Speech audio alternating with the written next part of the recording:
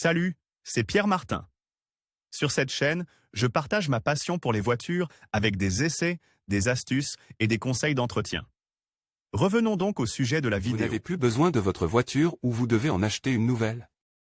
Si vous envisagez de vendre votre voiture à un concessionnaire, voici ce qu'il faut savoir. Comment savoir s'il faut vendre sa voiture à un professionnel?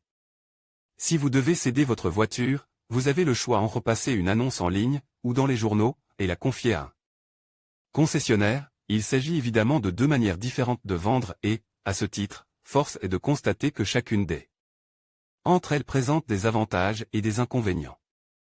Dans cet article, nous traiterons spécifiquement de la vente d'une voiture d'occasion à un concessionnaire. Dans ce cas, il faut dire que c'est un excellent choix pour ceux qui veulent conclure la vente rapidement et sans trop de problèmes, étant donné que vous traitez directement avec un professionnel, qui a derrière lui une structure capable de gérer les différentes étapes de la vente, y compris les étapes bureaucratiques, de manière indépendante et de la meilleure façon possible.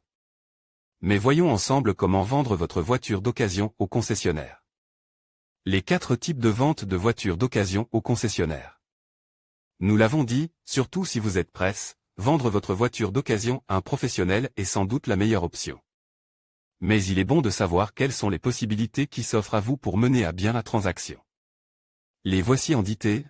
La procuration de vente, qui permet au concessionnaire de vendre votre voiture. La démolition, ou la voiture est détruite en même temps que l'achat d'un nouveau véhicule. La reprise, qui consiste à obtenir une remise sur l'achat d'un nouveau véhicule en échange de la vente de la voiture d'occasion. La mini-cession bail, c'est-à-dire la vente proprement dite au concessionnaire. Outre la procuration de vente, par laquelle le concessionnaire s'engage à placer la voiture en votre nom, mais sans transfert de propriété. L'option la plus courante est certainement la vente à la casse en vue de l'achat d'une nouvelle voiture. La troisième option est la reprise, c'est-à-dire la vente de votre voiture d'occasion au concessionnaire, mais en même temps la vente d'une autre voiture. Le quatrième et dernier cas est celui où vous décidez de vendre votre voiture d'occasion sans en acheter une autre. C'est notamment à ce moment-là que le concessionnaire peut procéder à ce que l'on appelle la mini-location, une procédure simplifiée par laquelle l'acheteur professionnel achète le véhicule avec ce transfert de propriété, au rabais. Les 2 étapes de la vente au concessionnaire. La vente de la voiture d'occasion au concessionnaire est donc une procédure simple et rapide, mais comment cela se passe-t-il?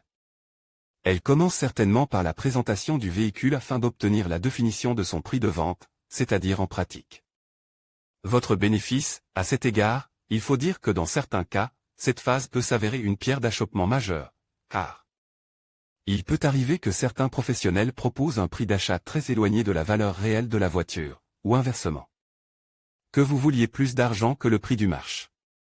Cette phase, incertaine, est généralement résolue par une brève négociation avant de passer à la finalisation, qui comprend en pratique la gestion de la bureaucratie, y compris le transfert de propriété et le paiement.